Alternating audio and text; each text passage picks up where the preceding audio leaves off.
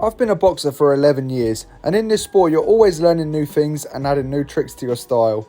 There are thousands of fighters over the last century who have mastered certain aspects of their boxing style. And along with good coaching, I feel like watching these great fighters and picking out certain bits that I can work on to add to my own style has really benefited me as a boxer. There's no better way to learn the sport than by watching the greats perfectly execute certain skills. So in this video, I'm going to be showing you 6 skills I learned from boxing legends and explaining how to pull these tricks off in a fight scenario. Now the first move I'm going to cover is the jab followed by a rear uppercut. Now firstly, when throwing an uppercut, you should never throw it from distance, as you have to reach with this shot and this will leave you open to getting caught. Uppercuts are shots that work most effectively up close against your opponent, usually against an opponent that's charging in. Watch how Douglas finds his range and sets the uppercut up perfectly with jabs. Using a jab is a great way to set up the uppercut against your charging opponent. It works as a way to distract them, and when the uppercut comes they won't see it coming because they'll be blinded by the jab. And this can lead to devastating impact due to the weight behind the punch and the fact that your opponent can't see it from the angle it's coming from. Number 2, the counter right hand. Now this punch can without a doubt be one of the most devastating punches for the exact same reason. It's powerful, quick, and your opponent can't see it coming. Now in order to land a counter right hand, you first need to make your opponent bite and throw their own shot. Now in order to do this, you need to lay a trap for your opponent and give them a target they feel like they can hit. Notice how Floyd leaves his chin in a seemingly vulnerable position and makes Marquez commit to the jab. Once your opponent has committed to their punch, you need to make it miss by as little as you can and spring your weight off your back foot in order to generate power through your own punch. It's the speed and the timing of this punch that makes it so effective, so when you make your opponent miss, make sure you make them miss by as little as you can. Number 3, the shoulder roll. There have been many great fighters through history that have effectively used their shoulder to make their opponents miss. But in my case, I always found Golovkin's subtle and in my opinion underrated shoulder roll one of the most effective in which I can use in my own style.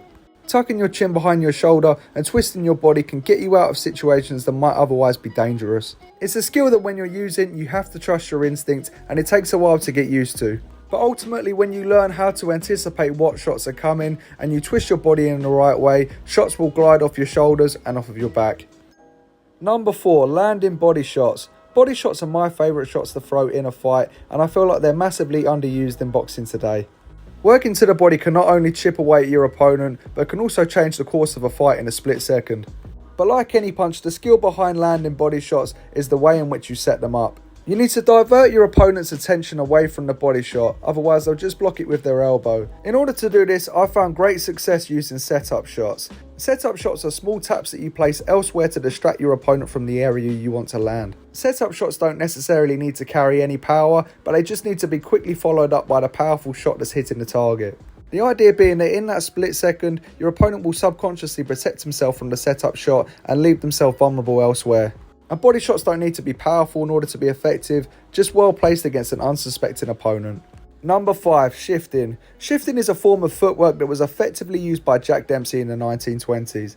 It's a skill in which you switch stances mid-combination, shifting the weight between your legs so you remain balanced and your shots still have power from both stances. Shifting can be a great way to create new punching opportunities from different angles. If you lose balance in one stance, you're able to effortlessly shift into another and have powerful shots from that stance. It can also be difficult for a retreating fighter to work out and deal with an opponent who's using shifting to close the distance. And shifting is such a great way for an aggressive fighter to close the distance, as it allows you to cover a large amount of space quickly and throw powerful shots from a different angle that your opponent may struggle with. It's a great way to gain the initiative, back your opponents up, and it gives you the opportunity to unload your own shots. One of the most fluid and beautiful cases of shifting I've ever seen is when Dimitri Pirog knocked out Danny Jacobs.